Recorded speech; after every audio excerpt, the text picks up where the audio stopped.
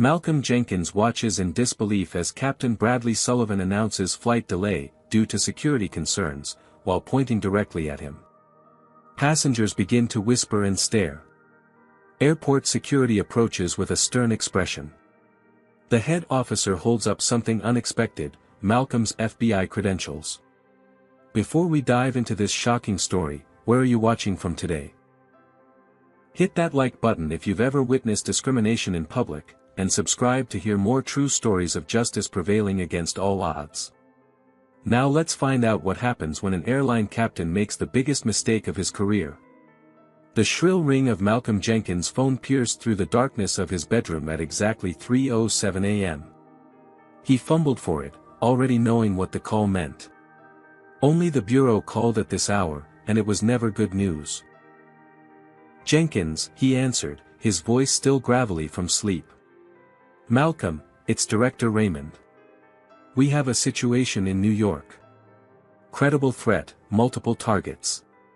Need you on the first flight out of Atlanta." Malcolm was already swinging his legs out of bed. "Details? Secured line only. Briefing package waiting in your encrypted inbox. All I can say is it's tied to that Istanbul network you've been tracking." Malcolm's mind immediately cleared. He'd been monitoring this cell for 18 months. If they were moving on New York, it was serious. "I'll be on the 6:15 to JFK. "Good. Mitchell will meet you at the terminal." "And Malcolm?" "This stays quiet. No one needs to know why you're traveling." The line went dead. Malcolm stood in the darkness of his apartment, mentally shifting gears.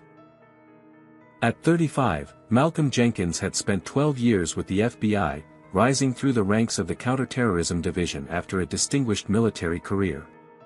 His specialty was identifying and disrupting terrorist networks before they could execute attacks. He'd prevented 3 major attacks on American soil, though the public would never know his name or what he'd done.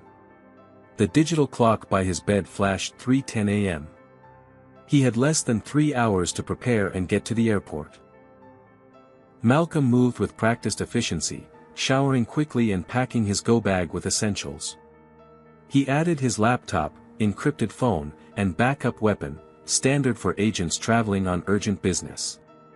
His apartment in downtown Atlanta was sparsely decorated, bearing the hallmarks of someone who spent more time away than home. A few family photos graced the bookshelf, his parents at their 40th anniversary, his sister's college graduation. No wife or children. The job had made relationships nearly impossible. At 4:45 a.m., Malcolm called a rideshare service. The driver arrived promptly, eyeing Malcolm's professional attire with curiosity at the early hour. Malcolm offered a polite but distant smile. The less memorable he made himself, the better. Hartsfield-Jackson International Airport was already stirring with early morning travelers when he arrived at 5:20 a.m. Malcolm bypassed the check-in kiosks and headed straight for the priority counter, FBI credentials ready.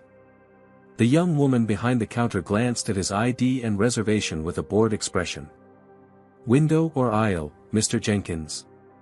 "Window, please. And it's a government fare, so I'll need to check this case." He placed his secure briefcase on the scale. The agent typed slowly, her eyes flicking to his face and back to the screen. "I'll need to see additional identification." Malcolm produced his driver's license without comment, though it was unusual to need multiple forms of ID for a domestic flight when he'd already provided his federal ID. "And what's the nature of your travel today, sir?" she asked, another unusual question for routine check-in. "Government business," Malcolm replied evenly. She handed over his boarding pass with a tight smile. "Security is to your right. Have a nice flight." Malcolm headed to the TSA pre-check line, a benefit of his federal employment and frequent travel. Despite this status, he was pulled aside for random additional screening. "Sir, step this way," the TSA agent directed, gesturing toward the full-body scanner. Malcolm complied without complaint. He'd long ago learned that questioning these random selections only led to further delays. The agent patted him down thoroughly, paying special attention to his waistband where his credential holder created a slight bulge. "What's this?" the agent asked pointedly. "Federal credentials," Malcolm responded quietly, opening his jacket enough to show the holder without displaying the contents to nearby travelers. The agent's demeanor changed subtly. "All right, sir. You're clear to proceed." Malcolm arrived at the gate with 20 minutes to spare. The boarding process had already begun, with first-class passengers and elite status members filing through. Malcolm's government fare had placed him in first class, a rarity he appreciated for the early morning flight. "Boarding pass and ID," the gate agent requested. Malcolm presented them, noticing her raised eyebrows as she scanned his documents. "Is there a problem?" he asked. "No, sir. Just confirming your seat assignment." She handed back his documents. "Enjoy your flight." On board, a flight attendant named Amber checked his boarding pass again before directing him to seat 2A. Her smile seemed forced as she watched him store his carry-on in the overhead compartment. "Can I verify your boarding pass one more time, sir?" she asked, an unusual third check. Malcolm handed it over without comment. She studied it carefully before returning it. "Thank you, sir. Can I get you a pre-departure beverage?" "Just water, thanks," he replied, settling into his seat. Malcolm noticed several first-class passengers glancing in his direction, then quickly looking away when he made eye contact. He was accustomed to this. A black man in first class still drew attention, even in 2025, even in Atlanta. The cabin filled quickly.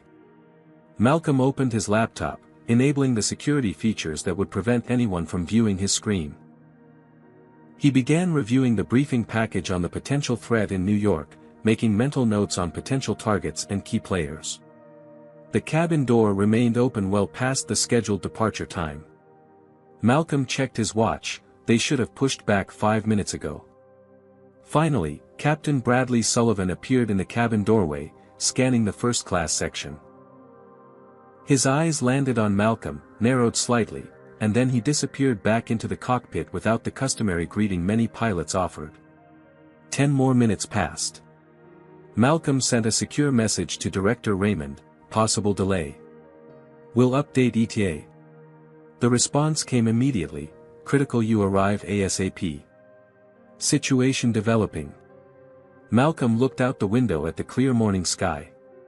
Whatever was happening in New York, he needed to get there quickly. Every minute counted when lives were at stake. What he didn't know was that his journey was about to become much more complicated than he could have imagined. 20 minutes after the scheduled departure time, the cabin remained stationary at the gate. Passengers shifted restlessly in their seats, checking watches and phones. Malcolm maintained his composure, continuing to review documents on his secured laptop, though his mind registered every movement around him. The cockpit door opened, and Captain Sullivan emerged, followed by 2 flight attendants and a gate agent who had boarded through the still-open cabin door. Sullivan's gaze swept the first-class cabin before fixing directly on Malcolm. "Ladies and gentlemen, I apologize for the delay," Sullivan announced, his voice carrying through the quiet cabin. "We're experiencing a minor security concern that needs to be addressed before departure." Sullivan approached Malcolm's seat, stopping directly beside him. "Sir, I need to speak with you." Malcolm closed his laptop. "Is there a problem, Captain?" The entire cabin had fallen silent. Several passengers had begun recording with their phones, sensing drama unfolding. "We've received some concerns about your presence on this flight," Sullivan stated, loud enough for nearby passengers to hear. "I'm going to have to ask you to gather your belongings and deplane while we sort this out." Malcolm maintained his professional demeanor despite the humiliation of being singled out. "May I ask what concerns specifically?" Sullivan glanced around the cabin before responding. "Several passengers have expressed discomfort, and as captain, I'm responsible for the security of this aircraft." "I see," Malcolm said carefully. "And what about me has caused this discomfort?" Sullivan shifted uncomfortably. Sir, I'm not at liberty to discuss the specific nature of the security concern. I'm simply asking you to cooperate for the safety of all passengers. Malcolm noted that not a single passenger had approached the crew about him. He'd been seated quietly working the entire time. This was coming from Sullivan himself. Captain, I'm traveling on urgent government business to New York, Malcolm explained calmly. I have proper identification and have passed through all security protocols. I'll need to see additional identification beyond your boarding pass, Sullivan demanded. Malcolm was acutely aware of the eyes on him, the phone's recording. He'd faced discrimination before, but rarely so blatantly, and never went en route to prevent a potential terrorist attack. I've already provided multiple forms of identification during check-in and security, Malcolm responded. However, if it will resolve this situation quickly, I can inform you that I'm a federal agent traveling on official business. Sullivan's expression hardened. Anyone can claim government employment. I'll need to see credentials. Malcolm reached slowly into his jacket, aware that sudden movements could escalate the situation. He partially revealed his FBI credentials, keeping the details obscured from the filming passengers while allowing Sullivan to see the badge and ID clearly. Sullivan barely glanced at the credentials. I'm afraid that's insufficient. For all I know, that could be fake. I need to verify this with airport security. Captain, with all due respect, I'm on an urgent assignment, Malcolm explained, his patience wearing thin but his voice remaining measured. Delaying this flight further puts people at risk. The safety of my passengers is my primary concern, Sullivan countered. And right now, you're preventing us from departing. A murmur spread through the cabin. Malcolm could feel the tension building as passengers processed what was happening. If you're refusing to deplane voluntarily, Sullivan continued, I'll have no choice but to deplane all passengers and have security escort you from the aircraft. Malcolm knew he needed to defuse the situation. Making a scene would only delay him further and potentially compromise his low profile. He reached for his phone. I'll deplane, he said, but I want to contact my supervisor and airport liaison first. You can make your calls from the terminal, Sullivan insisted. Please gather your belongings now. As Malcolm stood to retrieve his bag from the overhead compartment, he heard a passenger in row 3 whisper to his seatmate, "Thank God. I didn't feel safe with him on board anyway." Malcolm pretended not to hear as he collected his laptop and briefcase. The walk down the aisle felt interminable, every eye in the cabin following his movement. Some passengers looked embarrassed or sympathetic, but many seemed relieved by his removal. At the aircraft door, flight attendant Amber avoided eye contact as she murmured an automatic, "Thank you for your cooperation." Malcolm stepped into the jetway, pulling out his phone to call the FBI's airport liaison officer. As the cabin door closed behind him, he heard Sullivan announcing to the remaining passengers, "We apologize for the delay. We'll be departing shortly now that our security concern has been addressed." Malcolm took a deep breath, centering himself. He'd experienced prejudice throughout his life and career, but having it interfere with national security was a new low. As he dialed his contact, he reminded himself that the mission came first. Whatever personal humiliation he felt needed to be set aside. The phone connected, and Malcolm spoke quietly into the receiver, "This is Special Agent Jenkins. I need immediate assistance at Gate B23. Captain has removed me from Flight 1523 to JFK despite credentials. I'm on priority assignment Alpha 7. The code would alert his contact to the urgency of his situation. Within moments, wheels would be in motion. Malcolm only hoped they would turn quickly enough. In the terminal, Malcolm was directed to a customer service desk where a representative named Heather Williams greeted him with the practiced smile of someone who dealt with passenger complaints all day. Her blonde hair was pulled back in a tight bun, and her navy uniform bore a silver pin indicating 10 years of service. "How can I help you today?" she asked, her southern accent elongating her vowels. "I was just removed from Flight 1523 to JFK by Captain Sullivan," Malcolm explained. I need to be rebooked immediately on the next available flight. I'm traveling on government business. Heather's fingers clacked on her keyboard. I see you were deplaned due to a security concern, she said, her tone suggesting Malcolm must have misunderstood something so obvious. Unfortunately, when a captain makes a security determination, we need to honor that. There was no legitimate security concern, Malcolm stated firmly. I'm a federal agent traveling on urgent business. The captain refused to acknowledge my credentials. Heather's smile never wavered, but her eyes hardened slightly. Sir, I'm sure there's been a misunderstanding. Our captains are highly trained professionals who only make these decisions when necessary. I need to speak with a supervisor immediately, Malcolm said, keeping his voice level. And I need to contact airport security. I can call a supervisor, but it might be some time before they're available, Heather replied. As for security, they're the ones who would typically remove passengers flagged as security risks. Malcolm pulled out his phone.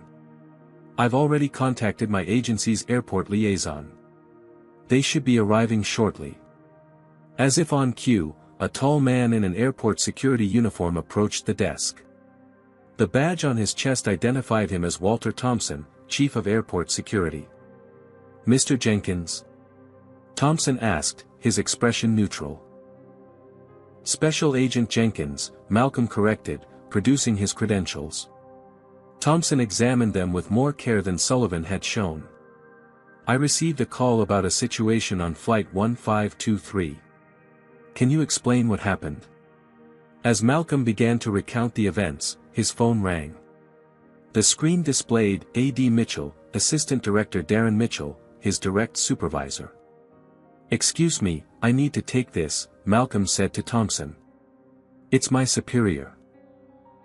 Thompson nodded, and Malcolm stepped away to answer. Jenkins, he answered.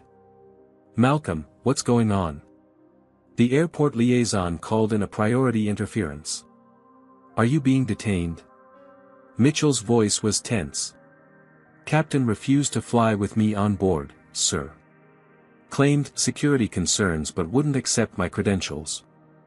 I'm with airport security now trying to get rebooked. Put the security chief on, Mitchell ordered. Malcolm returned to Thompson and extended the phone. My assistant director would like to speak with you. Thompson looked surprised but took the phone. This is Chief Thompson. He listened for several moments, his expression changing from skepticism to concern. Yes, sir. I understand. Yes, that's extremely concerning. We'll handle it immediately. Thompson handed the phone back to Malcolm, his demeanor noticeably altered. Agent Jenkins, I apologize for this situation. Let me assure you we'll get this sorted out right away. Malcolm took the phone back. Sir. I've explained the nature of your assignment and the time sensitivity, Mitchell said. They should be cooperating fully now. Call me back when you're in the air. Thank you, sir. Malcolm ended the call and turned back to Thompson. Agent Jenkins, I need to verify a few things about Captain Sullivan's actions, Thompson said, now all business. You said he refused to acknowledge your credentials. That's correct.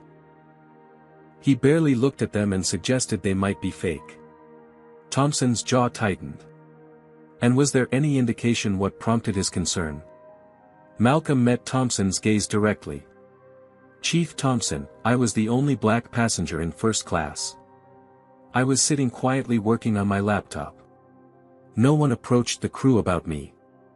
The captain singled me out immediately upon seeing me. Thompson nodded slowly. I see. He turned to Heather, whose smile had vanished. MS.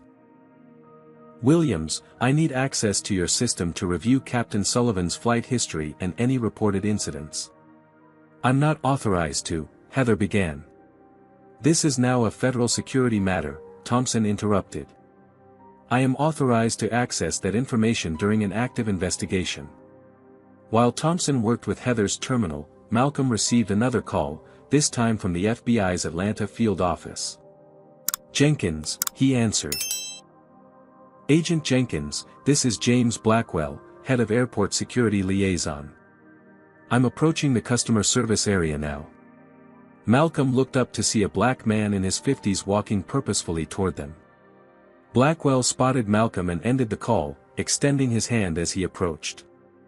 Agent Jenkins, good to see you again.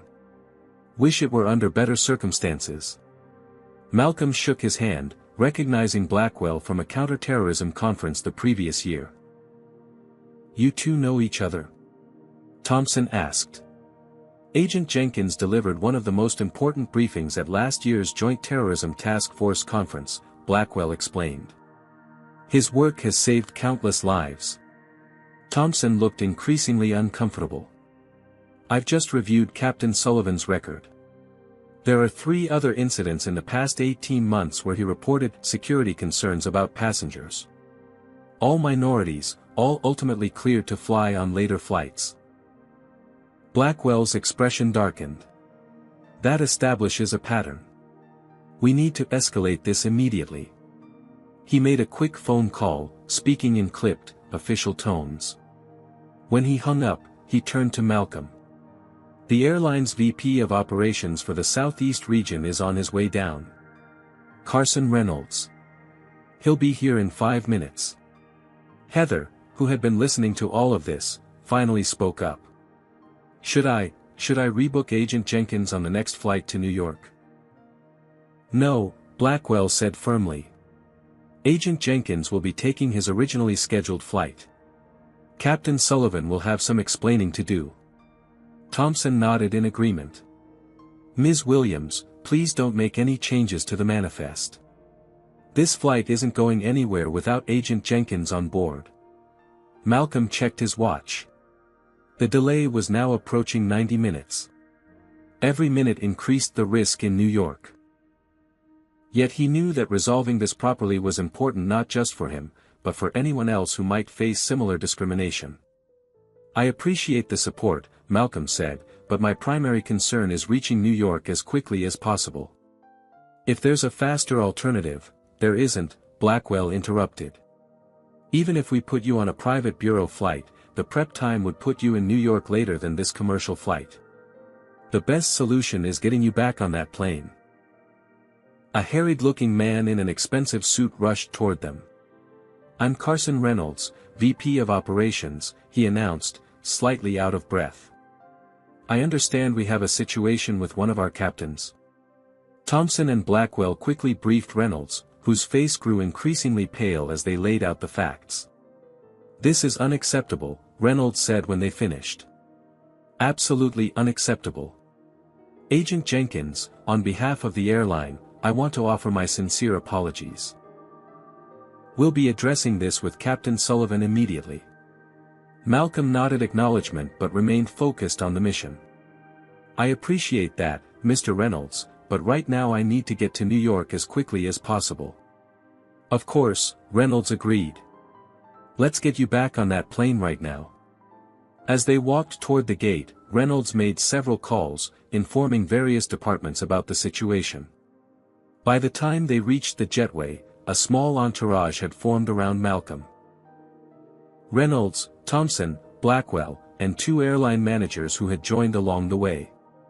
Malcolm steeled himself for what would undoubtedly be an uncomfortable re-entry.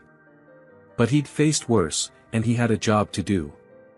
The lives potentially at stake in New York far outweighed his personal discomfort.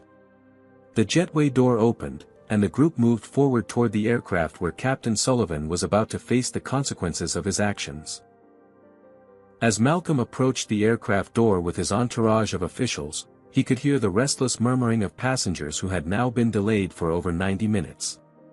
Flight attendant Amber stood at the door, her eyes widening as she saw the procession heading down the jetway. I need to speak with Captain Sullivan immediately, Carson Reynolds announced as they reached the door. Amber fumbled for the interphone. Captain, sir, there are some people here to see you. Including the passenger who was, removed. A moment later, Captain Sullivan appeared at the door, his confident demeanor faltering as he took in the group of officials. His eyes darted from face to face before settling on Malcolm. What's the meaning of this? Sullivan demanded, attempting to maintain authority. Captain Sullivan, I'm Carson Reynolds, Vice President of Operations, Reynolds began, his voice measured but firm. We have a serious situation here.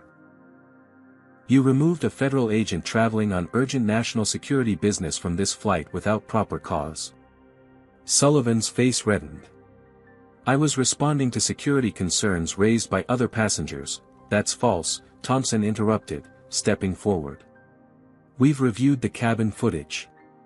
No passengers approached you or your crew about Agent Jenkins before you singled him out. Sullivan's mouth opened and closed without sound. The revelation that his actions had been recorded seemed to catch him off guard. Furthermore, Blackwell added, we've identified a pattern of similar incidents in your flight history. 3 previous cases where you've removed minority passengers citing security concerns that were later determined to be unfounded. By now, first-class passengers had begun to crane their necks to witness the confrontation. Some had their phones out, recording the scene. Malcolm remained professional, standing slightly behind the officials, his face impassive despite the vindication he felt. Captain Sullivan, Reynolds continued, Agent Jenkins will be returning to his assigned seat, and this flight will depart immediately. We'll address your conduct through appropriate channels once this flight reaches its destination. Sullivan's face had gone from red to pale. I was following protocol for security threats. What specific threat did Agent Jenkins pose? Thompson challenged. What behaviors did he exhibit that warranted removal? Sullivan fumbled for words. He seemed suspicious. Intensely focused on his computer. Wouldn't make eye contact with the crew. He was working on classified national security materials, Blackwell said coldly. And based on witness statements, your crew repeatedly checked his credentials beyond normal procedures from the moment he boarded. Reynolds turned to Malcolm. Agent Jenkins, please return to your seat. We apologize profusely for this inexcusable incident. As Malcolm moved to enter the aircraft, Sullivan blocked his path. I cannot guarantee the safety of this flight with him on board. I'm exercising my authority as captain. Your authority does not extend to discrimination, Captain Sullivan, Reynolds cut in sharply. Step aside. The standoff lasted only seconds before Sullivan reluctantly moved aside, allowing Malcolm to enter. As Malcolm walked down the aisle to his seat, a hush fell over the cabin. Some passengers looked away in embarrassment, while others stared openly. Malcolm kept his eyes forward, maintaining his dignity despite the public humiliation he'd endured. As he stowed his bag and took his seat, Reynolds addressed the cabin, Ladies and gentlemen, we apologize for the delay. We experienced a misunderstanding that has now been resolved. We'll be departing shortly. Behind him, Sullivan was engaged in a heated whispered conversation with Reynolds and Thompson. Malcolm couldn't hear the exchange, but the body language told him enough. Sullivan was refusing to fly the aircraft. After several tense minutes, Reynolds returned to the cabin and approached Malcolm's seat. Agent Jenkins, I apologize, but we'll need a brief additional delay. Captain Sullivan has called in sick. We're bringing in a replacement captain who's already in the terminal. Malcolm nodded, unsurprised. Thank you for handling this, Mr. Reynolds. Reynolds lowered his voice. This is completely unacceptable behavior from one of our captains. I want you to know that appropriate action will be taken. My primary concern is reaching New York as quickly as possible, Malcolm reminded him. The replacement captain is on her way. Delay should be no more than 20 minutes. Reynolds returned to the front of the aircraft and addressed the increasingly frustrated passengers. Ladies and gentlemen, due to an unexpected crew change, will be delayed approximately 20 more minutes. We apologize for the inconvenience and will have you on your way very shortly. A collective groan rose from the cabin. Malcolm checked his secure phone and saw a message from Director Raymond, situation escalating.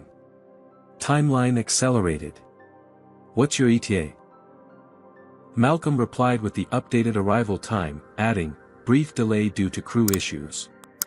We'll make up time in air. 15 minutes later, a new pilot entered the cabin. Captain Jasmine Foster, a black woman in her 40s with short cropped hair and the confident stride of a veteran pilot, nodded professionally to the cabin as she made her way to the cockpit. As she passed Malcolm's seat, she paused briefly. "Agent Jenkins," she said quietly. "We met at the FBI airport security training last year. We'll get you to New York as quickly as possible." Malcolm nodded appreciation, surprised at the recognition. Foster continued to the cockpit, and within minutes, the cabin door was closed and the aircraft began pushing back from the gate. Have you ever witnessed someone stand up against discrimination? Comment 1 if you believe Captain Sullivan should lose his job for his actions. Hit that like button if you admire Malcolm's professionalism in the face of such blatant discrimination. Subscribe to hear how this incredible story unfolds. What do you think will happen when Malcolm finally reaches New York? Will there be more challenges ahead, or will justice prevail both in the air and on the ground? As the aircraft reached cruising altitude, a tense atmosphere lingered in the cabin. Malcolm returned to his work, typing rapidly on his secured laptop, but he remained acutely aware of the occasional glances from other passengers. Some looked embarrassed, others curious, and a few seemed resentful of his return. The man seated across the aisle in 2B cleared his throat several times before finally speaking. "Excuse me," he said, his voice low enough that only Malcolm could hear. Malcolm looked up from his screen. The man was in his 50s, white, wearing an expensive suit with a gold Rolex peeking from beneath his cuff. His name tag from what appeared to be a pharmaceutical conference read, "Brandon Hayes, Regional Director." "I feel I should tell you," Hayes continued, looking uncomfortable, "I was one of the passengers who expressed concern about you to the flight attendant." Malcolm closed his laptop partially, giving Hayes his attention but saying nothing. "I want to apologize," Hayes said, fidgeting with his watch. "I saw you working intensely on your computer, not talking to anyone, and something just felt off." "What felt off exactly?" Malcolm asked quietly.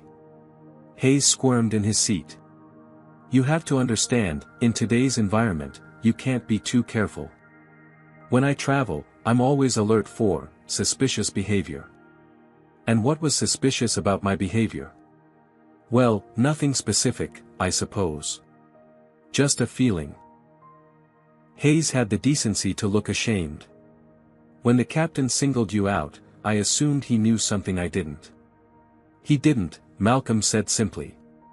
"I realize that now," Hayes admitted. "It was wrong of me to make assumptions. I'm not. I don't consider myself prejudiced." Malcolm had heard this many times before, the insistence that racial profiling wasn't really about race. "Mr. Hayes, I've spent 12 years in federal law enforcement protecting American citizens from actual threats. The greatest impediment to my work isn't the terrorists I track, it's the barriers placed in my way by the very people I'm trying to protect." Hayes had no response to this. He nodded awkwardly and returned his attention to his tablet. Malcolm reopened his laptop and continued his preparations for New York, though the exchange had left a familiar heaviness in his chest. Flight attendant Amber approached with the beverage cart, her earlier suspicion replaced with excessive friendliness.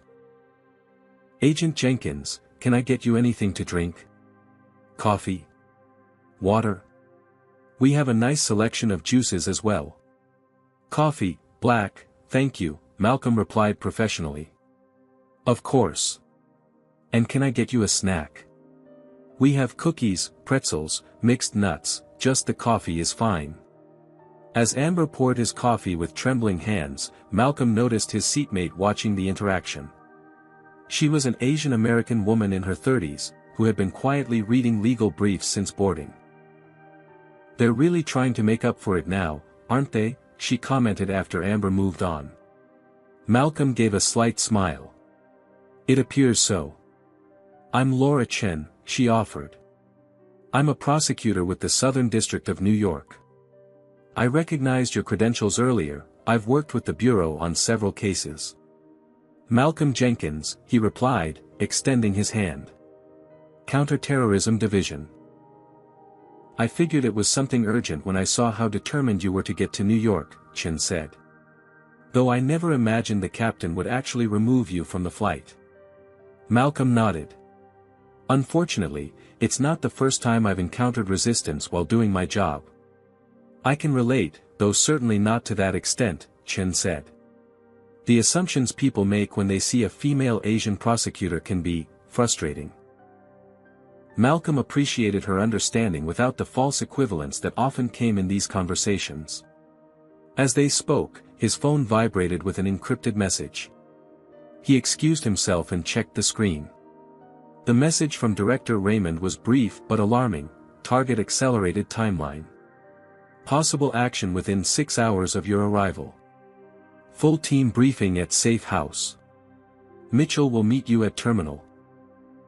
Malcolm sent a brief acknowledgement and returned to his work with renewed urgency. The incident with Sullivan had cost valuable preparation time, and now the window was narrowing further. As he worked, he couldn't help reflecting on similar situations throughout his career. The TSA agent who detained him for 45 minutes during a time-sensitive operation in Detroit. The local police who held him at gunpoint outside a surveillance location in St. Louis, despite his clearly displayed credentials. The hotel security guard who blocked him from entering a conference room where he was scheduled to deliver a briefing to Homeland Security officials. Each incident had been professionally navigated, formally reported, and officially apologized for. Yet they continued to happen, accumulating like invisible weights that he carried with each new assignment. His thoughts were interrupted by Captain Foster's voice over the intercom. "Ladies and gentlemen, this is Captain Foster. First, I want to apologize again for our delayed departure from Atlanta. We're currently flying at an altitude of 36,000 feet with favorable winds, and I'm pleased to tell you we'll be making up some time. Our new estimated arrival at JFK is 10:23 a.m., about 20 minutes behind our original schedule." There was a brief pause before she continued, her voice taking on a subtly different tone. "I also want to address the incident that occurred before departure. While I cannot discuss specifics, I want to assure all passengers that this flight is secure and safe. Our airline has strict policies against discrimination of any kind, and we are committed to providing a respectful environment for all passengers and crew. If anyone has concerns about today's events, customer relations representatives will be available upon our arrival in New York. Thank you for your patience and understanding." The cabin remained quiet after her announcement. Malcolm noticed several passengers looking in his direction with newfound respect or curiosity. Others seemed embarrassed. Hayes stared fixedly at his tablet, avoiding eye contact. Laura Chen leaned over slightly. That was quite a statement from the captain. It was, Malcolm agreed. "Is there anything I can do to help when we land?" she offered. "I know my way around JFK pretty well, and I have expedited clearance through security." "I appreciate that," Malcolm said. "I'll have a colleague meeting me, but thank you." As the flight progressed, Malcolm continued working, reviewing profiles of suspected cell members, potential targets in New York, and recent intelligence reports. To the casual observer, he might have appeared to be just another business traveler preparing for a meeting, but his work involved identifying patterns that could prevent mass casualties. Occasionally, his mind drifted back to Sullivan's face, the moment when the captain first saw him in the first-class cabin and immediately decided he didn't belong. How different might things be if Sullivan had greeted him with the same professional courtesy he presumably showed other passengers? How many other black travelers had faced similar treatment without the weight of FBI credentials to eventually force accountability? As the aircraft began its descent into New York, Malcolm packed away his laptop and prepared for arrival. Whatever personal feelings the morning's events had stirred, he compartmentalized them with practiced discipline. People's lives were potentially at stake, and that took precedence over everything else. The New York skyline came into view through his window, the city he was here to protect, filled with millions of people going about their daily lives, unaware of the threats that agencies like his worked constantly to thwart. Somewhere in that sprawling metropolis, a terrorist cell was preparing to strike. Malcolm's job was to stop them, regardless of the obstacles placed in his path. Captain Foster's voice came over the intercom once more, "Flight attendants, prepare for landing." As the aircraft descended toward JFK International Airport, Malcolm Jenkins prepared to step back into his role as guardian against a threat that made no distinctions about the race, religion, or background of its potential victims. The aircraft touched down at JFK at 10:25 a.m., taxiing quickly to the gate.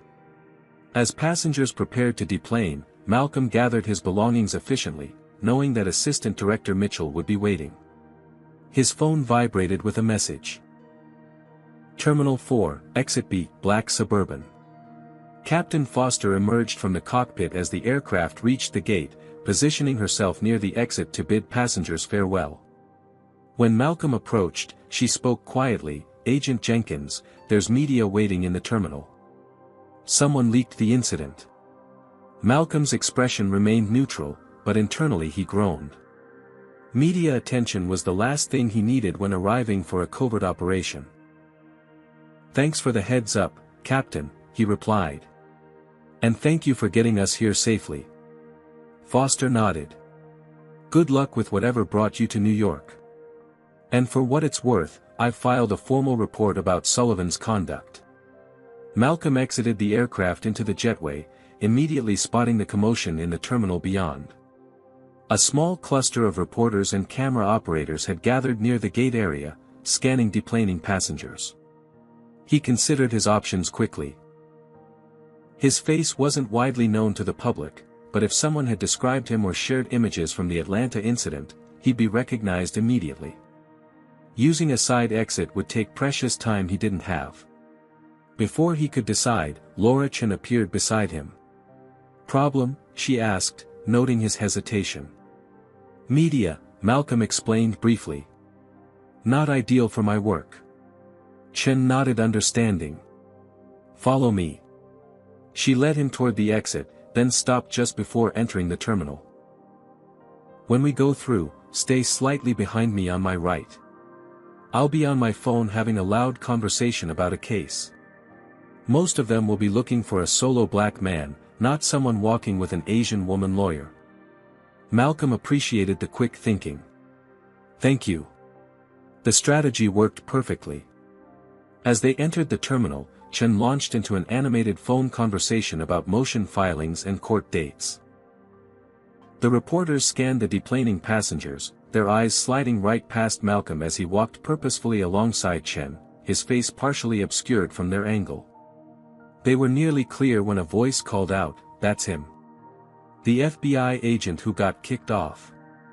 Malcolm didn't break stride or look toward the voice, but he heard the sudden rush of movement as reporters pivoted in his direction. "Agent Jenkins. Can we get a statement about what happened in Atlanta? Was this a case of racial profiling by the airline? Are you pursuing legal action against Captain Sullivan?" Chen smoothly guided them toward a side corridor marked "Airport Personnel Only," flashing her prosecutor's credentials at the security guard, who waved them through. The door closed behind them, cutting off the shouted questions. "That should get you clear of the main terminal," Chen said. "There's an exit to the pickup area at the end of this corridor." "I appreciate the assist, counselor," Malcolm said sincerely. Chen handed him her business card. "If you need any local legal support while you're here, don't hesitate to call. And good luck with whatever brought you to New York so urgently." Malcolm thanked her again and continued down the corridor alone, emerging at a service exit that opened to the pickup area. He immediately spotted the black Suburban with federal plates idling nearby. As he approached, the rear door opened. Assistant Director Darren Mitchell was a white man in his 50s with salt and pepper hair and the perpetually tired eyes of someone who'd seen too much in his 3 decades with the Bureau. He shifted to make room as Malcolm entered the vehicle. "Jenkins," Mitchell greeted him. "Quite the morning you've had." "Sir," Malcolm acknowledged as the Suburban pulled away from the curb. "I apologize for the delay." "Not your fault," Mitchell replied firmly. "Raymond briefed me on what happened." Airline captain refusing to fly with a black federal agent on board, that'll be a PR nightmare for them. I'd prefer to keep the focus on the operation, Malcolm said. The operation is precisely why this incident is so concerning, Mitchell countered. We lost valuable prep time because of one captain's prejudice. In our line of work, minutes can mean lives. Malcolm knew this better than most. What's the current status? Mitchell handed him a tablet. Cell is moving faster than anticipated.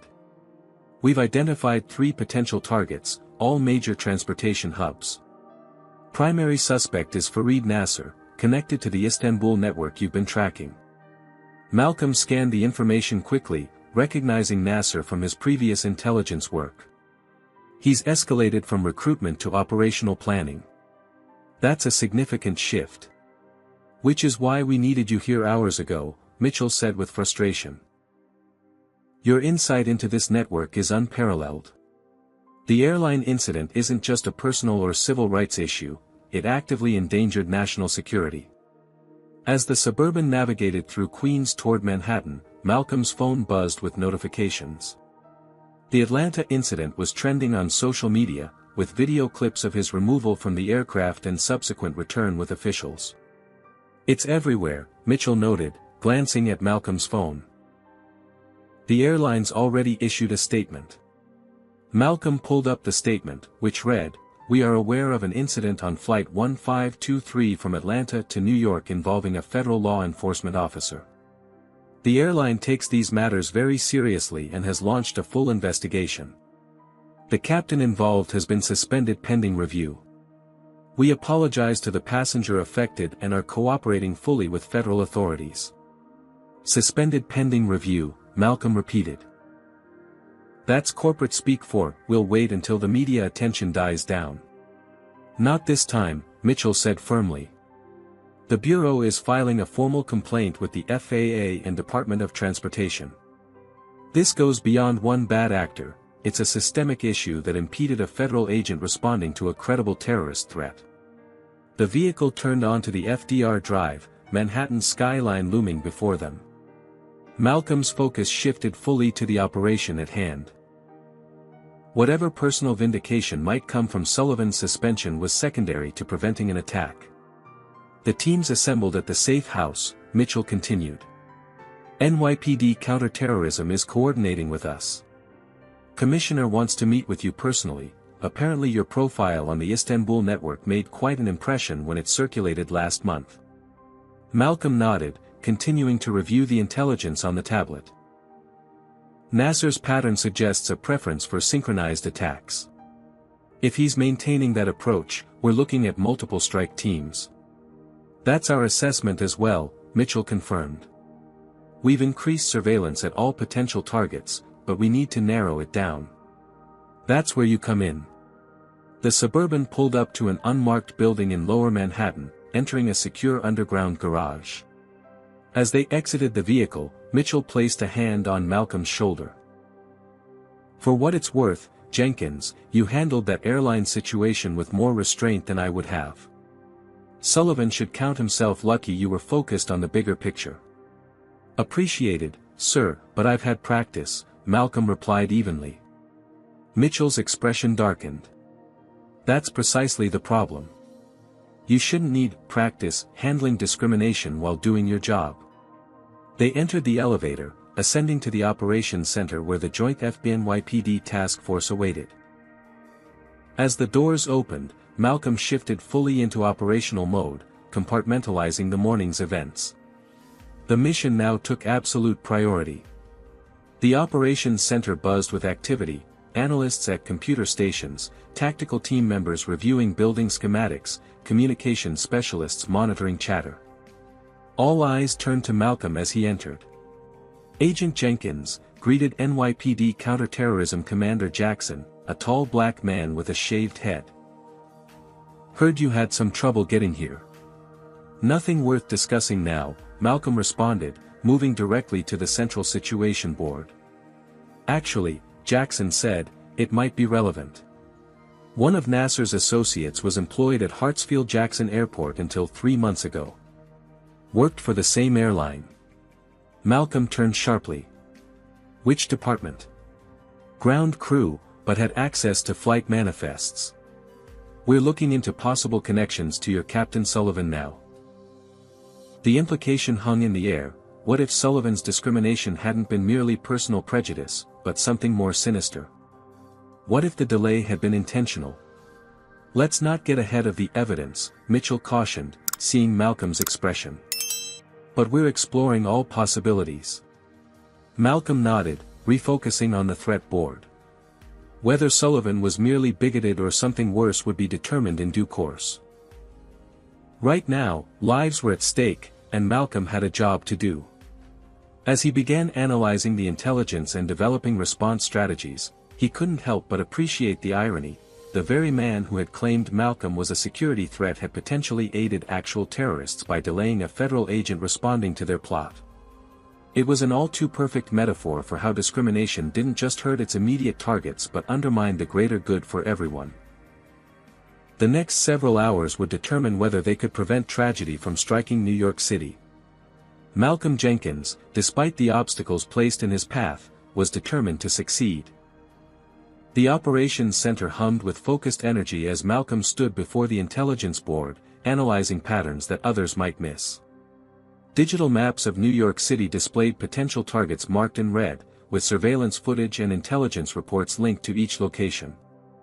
3 sites remained after initial analysis: Grand Central Terminal, the Port Authority Bus Terminal, and Fulton Street Transit Center.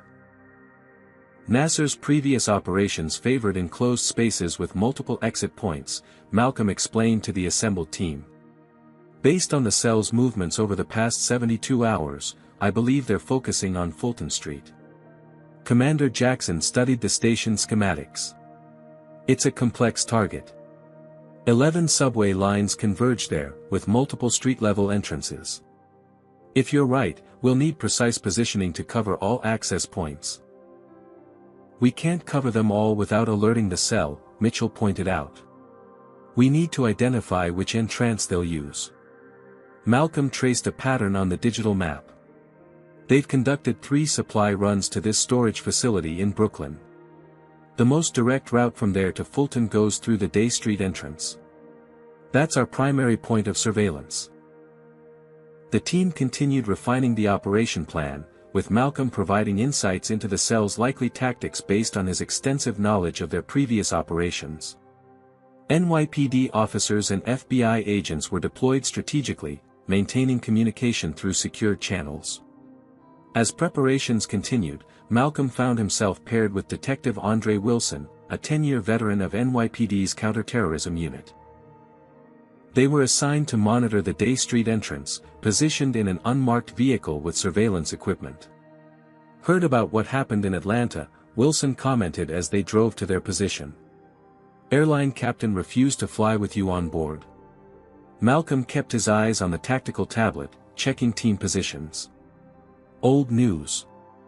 Let's focus on the operation. Wilson nodded. Fair enough. Just wanted to say, I've been there. Not exactly the same, but similar enough. Responded to a robbery call in plain clothes once, had 3 uniform officers draw on me because they didn't believe I was police. Malcolm glanced up briefly. Did they check your badge? Only after they had me face down on the pavement, Wilson replied. Point is, I get it. And I respect how you're putting the mission first despite that BS this morning. They arrived at their surveillance position with a clear view of the Day Street entrance.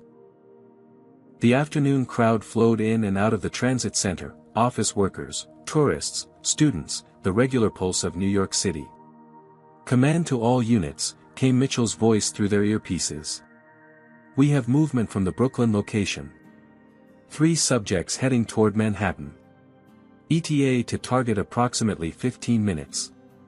Malcolm and Wilson prepared their equipment, checking weapons and communication devices. Years of training had conditioned them to remain calm in the moments before potential engagement.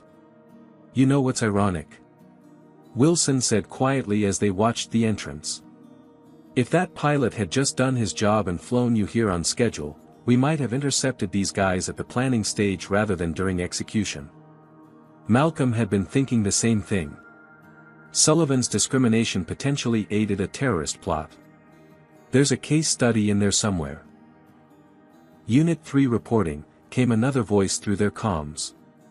Subjects have entered the subway at J Street. They're on the A train heading toward Fulton. All units, maintain positions, Mitchell ordered. Let them enter the station before we move. Malcolm studied the surveillance feeds on his tablet, identifying the suspects as they transferred subway lines. Command, I have visual confirmation. Primary subject is Nasser. 2 associates match intelligence profiles for Rahman and Darwish. Confirmed, Mitchell responded. All units stand by. Remember, we need to take them alive if possible. Intelligence value is high priority. The next 20 minutes unfolded with the precision of a well-rehearsed operation. As the suspects emerged from the Day Street entrance, Malcolm and Wilson tracked their movements while other teams moved into position. When Nasser separated briefly from his associates to make a call, Malcolm gave the signal. Execute, Mitchell ordered through comms. Teams converged from multiple directions, cutting off escape routes. Malcolm and Wilson approached from behind, weapons drawn but concealed. Fareed Nasser, Malcolm called, his voice carrying just enough to reach the suspect without creating panic among nearby civilians. Federal agent. Don't move. Nasser froze momentarily, then reached toward his jacket. Malcolm closed the distance in 3 rapid strides, pinning Nasser's arm before he could reach whatever he was going for. It's over, Malcolm said quietly as he secured Nasser's hands. Your associates are already in custody. Wilson covered them as Malcolm completed the arrest, efficiently searching and disarming Nasser. They found a concealed handgun and what appeared to be a detonator. Suspect secured, Malcolm reported through comms. Weapons and possible triggering device recovered. All suspects in custody, came Mitchell's satisfied response. Excellent work, everyone. Bomb squad is checking the packages we recovered from Rahman and Darwish. As they led Nasser to a secure vehicle, the suspect finally spoke, his accent tinged with surprise. You weren't supposed to be here yet. Malcolm paused briefly. What do you mean? Nasser smiled coldly. Your flight. There was supposed to be a longer delay. The implication sent a chill through Malcolm. Command, we need to interrogate the suspects immediately. There may be a connection to the Atlanta incident. Within an hour, the operation had moved to a secure FBI facility in Lower Manhattan. Initial interrogations confirmed Malcolm's suspicion. The cell had an informant at Hartsfield-Jackson who had alerted them to an FBI agent's travel plans. While there was no direct evidence linking Captain Sullivan to the plot, his discriminatory action had played perfectly into the terrorists' timeline. They knew the Bureau would be sending someone with expertise on their network, Mitchell explained during the debriefing. They didn't know who, but they had someone watching for federal agents on morning flights from Atlanta to New York. And Sullivan handed them a delay on a silver platter, Commander Jackson added. By the time Jenkins arrived, the attack was supposed to be underway. We got lucky, Malcolm acknowledged. If Captain Foster hadn't made up time in the air, if we hadn't identified Fulton Street as quickly as we did, but we did, Mitchell interrupted. Because you know this network better than anyone, and you didn't let this morning's incident distract you from the mission.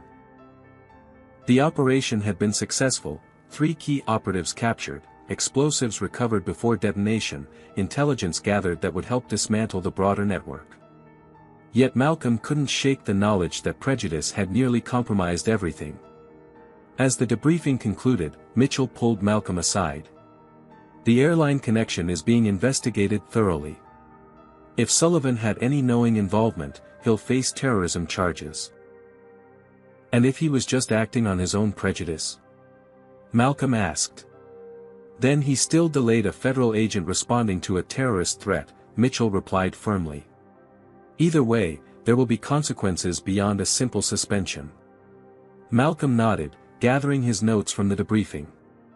Whether Sullivan had been an unwitting pawn or something worse, the damage he could have caused was the same. It was a stark reminder that discrimination wasn't merely a personal affront, it could have deadly consequences for everyone. "Get some rest," Mitchell advised. "Tomorrow's going to be busy with follow-up interviews and congressional briefings. The Bureau is sending a jet to take us back to D.C. in the morning, no commercial flights this time." Malcolm smiled slightly at that. "Appreciated, sir."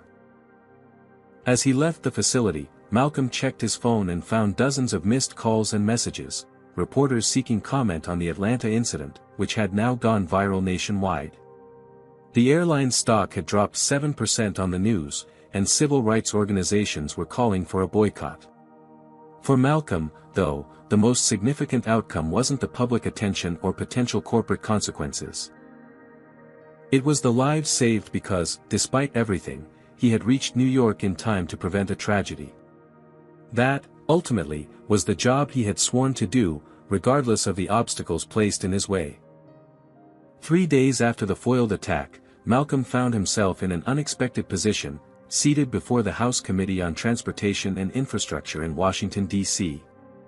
What had begun as a routine intelligence briefing about the New York operation had expanded when committee members learned of the Atlanta incident and its potential impact on national security. The hearing room buzzed with activity as lawmakers, staff, media, and spectators filled every available seat. Malcolm, dressed in his formal FBI suit rather than his typical field attire, reviewed his prepared statement one final time.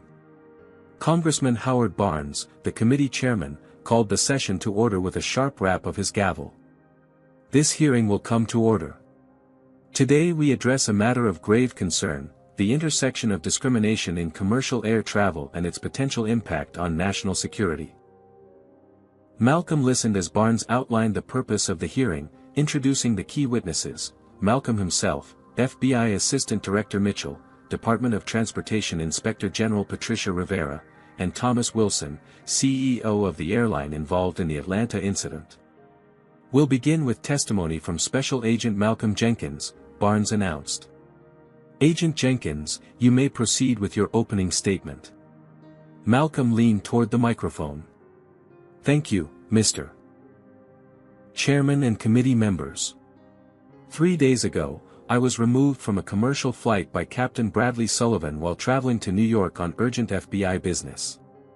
Captain Sullivan claimed security concerns despite my proper identification as a federal agent. This delay could have had catastrophic consequences, as I was en route to help prevent a terrorist attack." He continued, detailing the incident in professional, measured terms while connecting it to the broader pattern he had experienced throughout his career. This was not an isolated incident. Many minority travelers, including federal agents, military personnel, and ordinary citizens, face similar discrimination regularly. When such discrimination impedes federal agents in performance of their duties, it creates a serious national security vulnerability.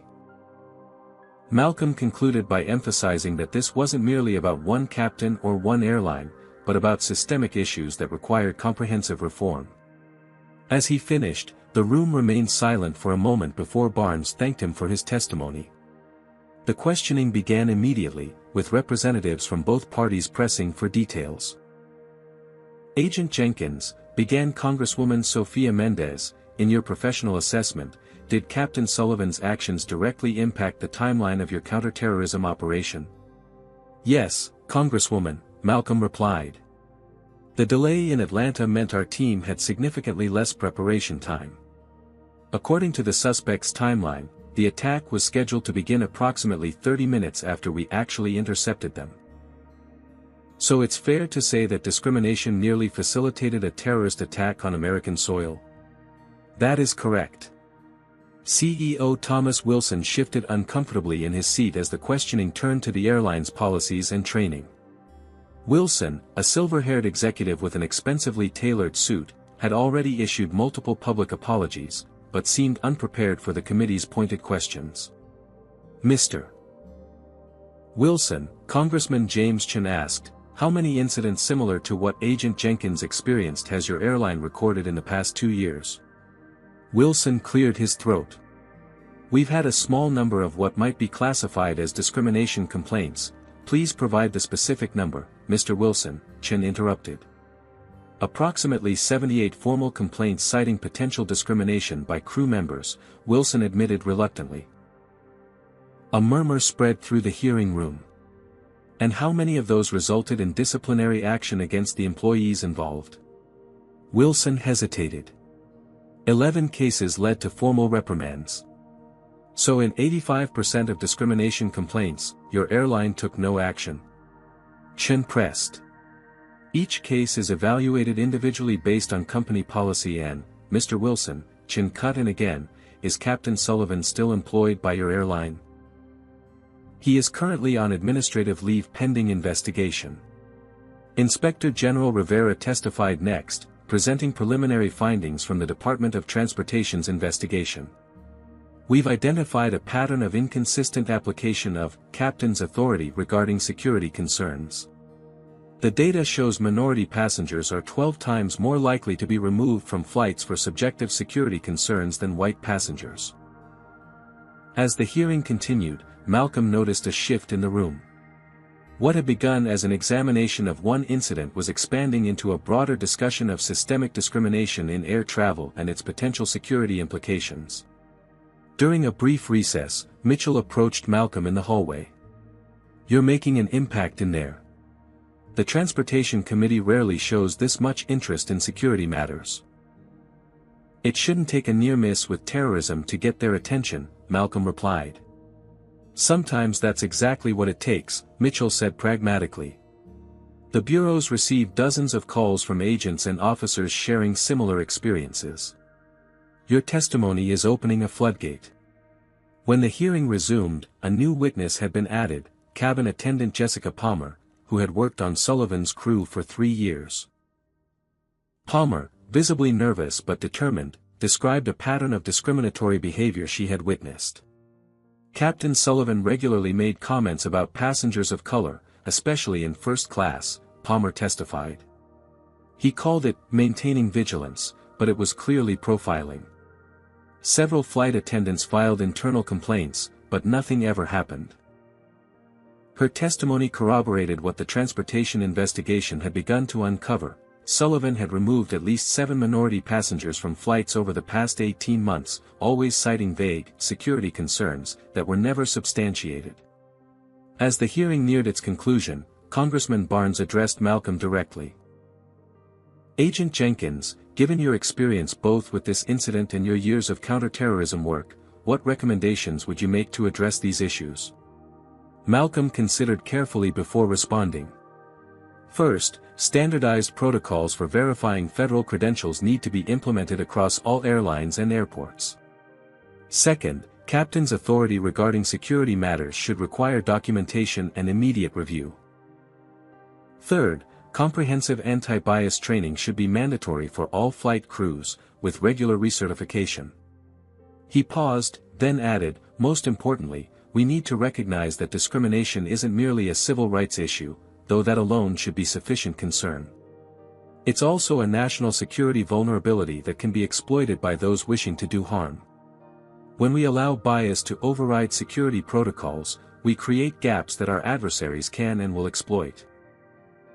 The hearing concluded with Chairman Barnes announcing that the committee would draft new legislative requirements for airlines regarding discrimination and security protocols.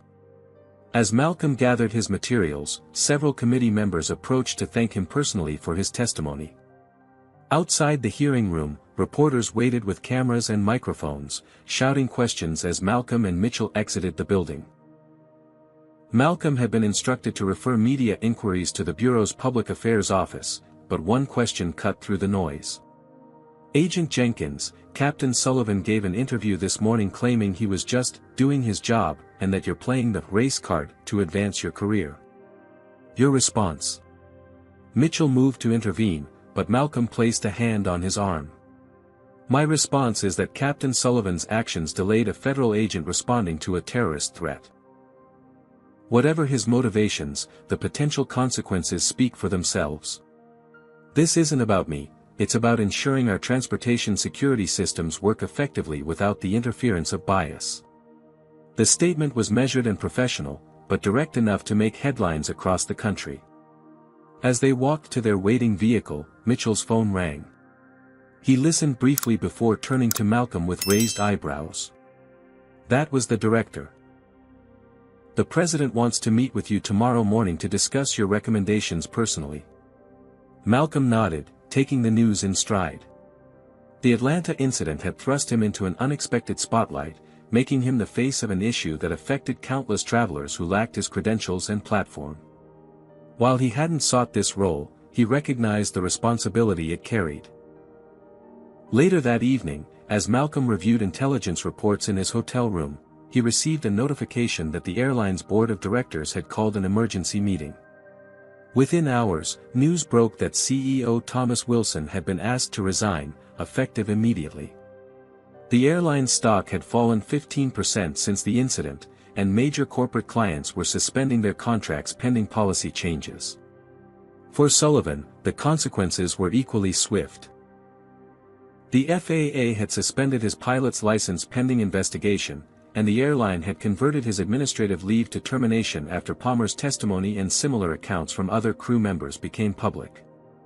Malcolm closed his laptop, considering the rapid changes his unplanned detour in Atlanta had set in motion.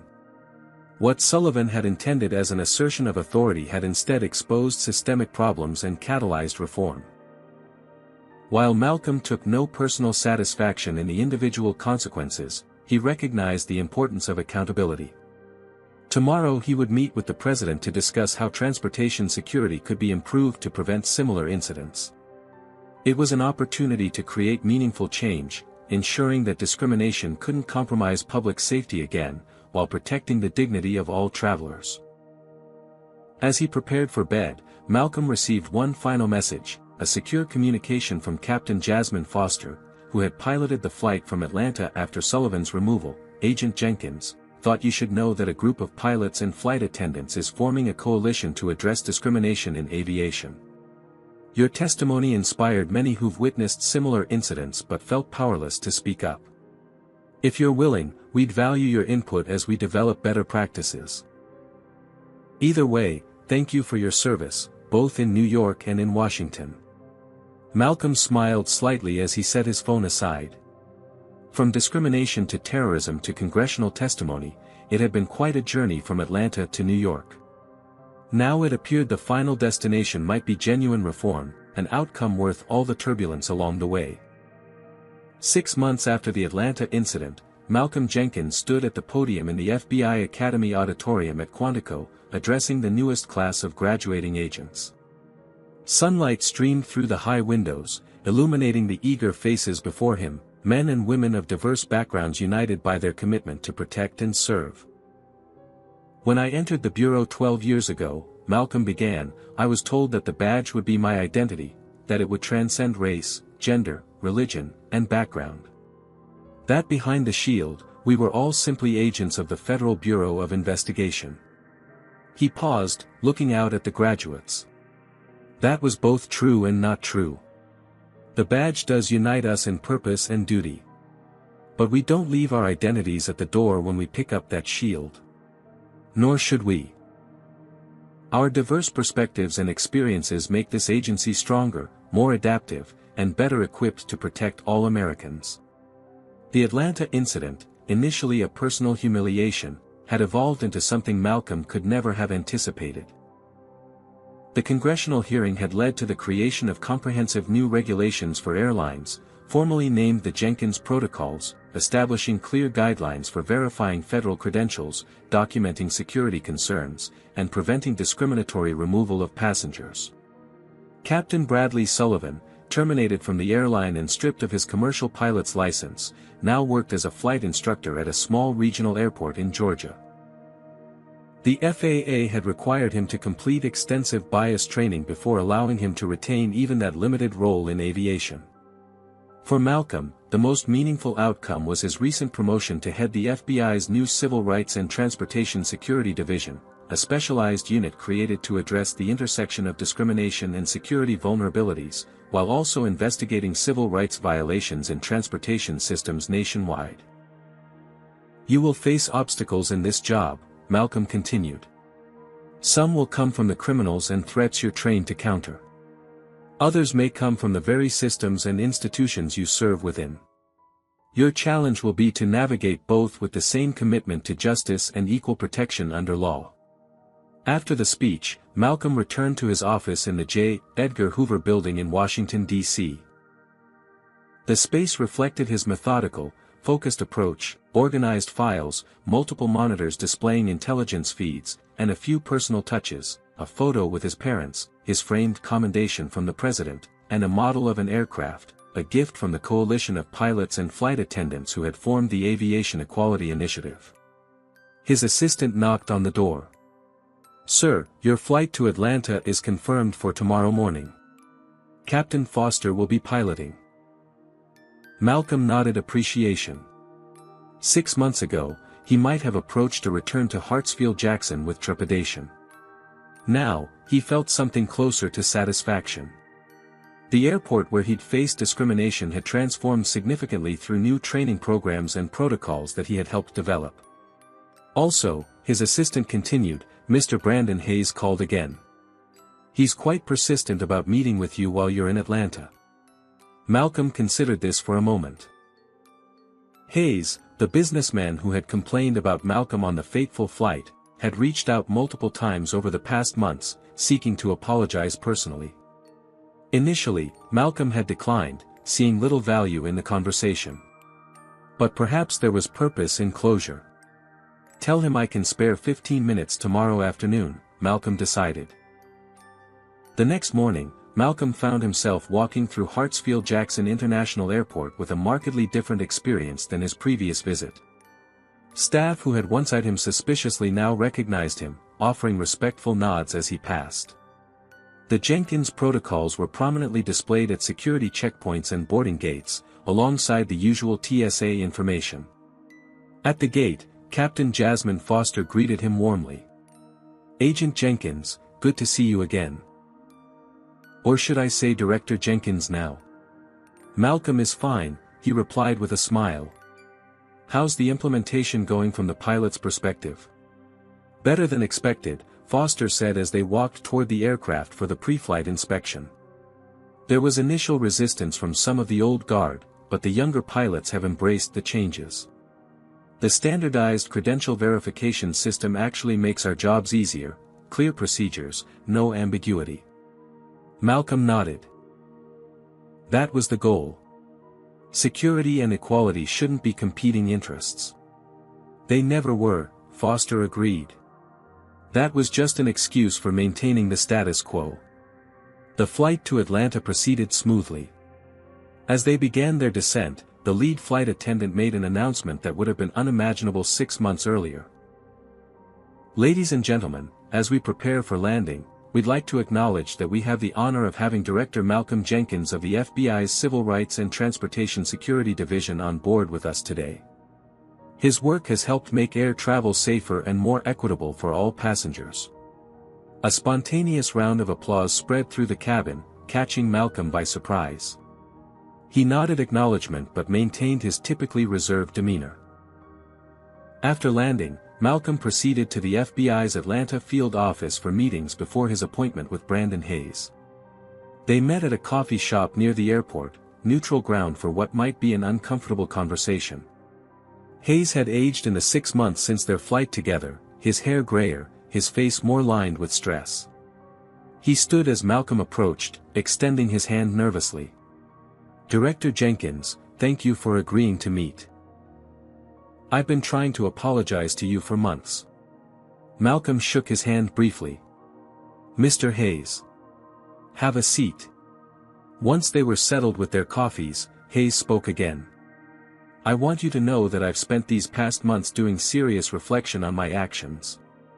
I told myself I was being cautious when I reported you as suspicious, but the truth is, I saw a black man who didn't fit my image of who belongs in first class, and I reacted from bias." Malcolm studied him, noting the genuine remorse in his expression. "What prompted this reflection, Mr. Hayes?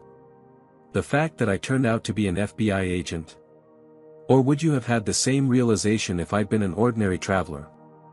Hayes winced at the directness of the question. "That's fair. Initially, it was the shock of learning who you were and what was at stake. But as I've worked through this, therapy, diversity training, a lot of reading and listening, I've come to understand that the problem would have been just as real regardless of your credentials." He paused, then added, "I've started volunteering with a program that helps minority youth prepare for careers in aviation. It's small amends, but it's something tangible beyond just feeling bad." Malcolm nodded, appreciating the concrete action over empty words. "The most dangerous prejudice is the kind we don't recognize in ourselves, Mr. Hayes. Acknowledging it is the first step to addressing it."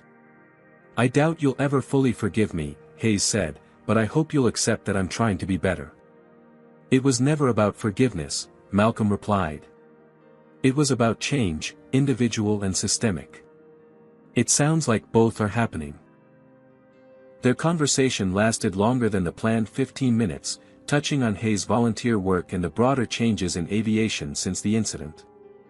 As they parted, Malcolm reflected that this, too, was part of the transformation, not just policies and protocols, but shifted perspectives and reconsidered assumptions. His final meeting in Atlanta was with Captain Foster again, now serving on the airline's policy committee alongside her regular flying duties. They met at the airport's executive conference room to discuss upcoming refinements to the Jenkins protocols based on the first 6 months of implementation.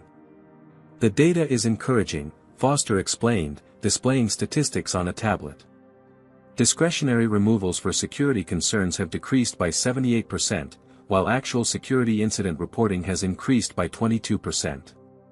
We're focusing on real threats instead of perceived ones." "And the passenger demographic data?" Malcolm asked. "That's the most significant change," Foster replied. "The racial disparity in security removals has virtually disappeared.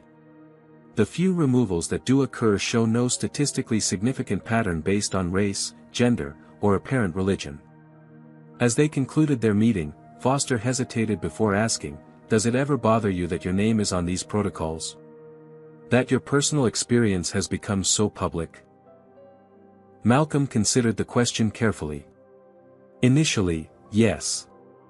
I've always preferred to work behind the scenes. But attaching a name and face to the issue made it harder to dismiss or minimize. Sometimes that's what's needed for real change." Later that evening, as Malcolm prepared to return to Washington, he received a notification on his phone. Captain Bradley Sullivan had given another interview, this time admitting his actions had been influenced by unconscious bias and expressing remorse for potentially endangering lives. The statement appeared to be part of his rehabilitation program rather than a genuine epiphany, but it marked a shift nonetheless. On the flight home, Malcolm reflected on the unexpected journey that had begun 6 months ago.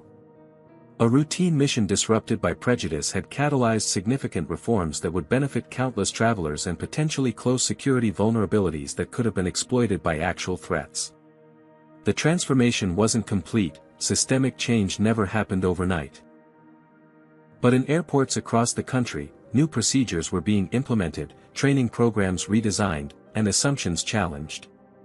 For Malcolm Jenkins, that represented the most meaningful outcome of all, not justice for one individual, but progress toward a system that worked more fairly and effectively for everyone. As the aircraft touched down in Washington, the captain's voice came over the intercom, "Ladies and gentlemen, welcome to Ronald Reagan Washington National Airport. Local time is 9:17 p.m. with clear skies. We're honored to have had Director Jenkins with us tonight, whose work continues to make our skies safer for all Americans." Malcolm smiled slightly at the announcement. From being unwelcome on an aircraft to being honored on one, the journey had come full circle. Tomorrow would bring new challenges, new threats to counter, and new civil rights issues to address. But tonight, he could appreciate how far they'd come in such a short time. Malcolm Jenkins' journey teaches us that discrimination is not just a personal affront but a systemic vulnerability that affects everyone. When bias overrides protocol, it creates dangerous gaps in our security systems that can be exploited.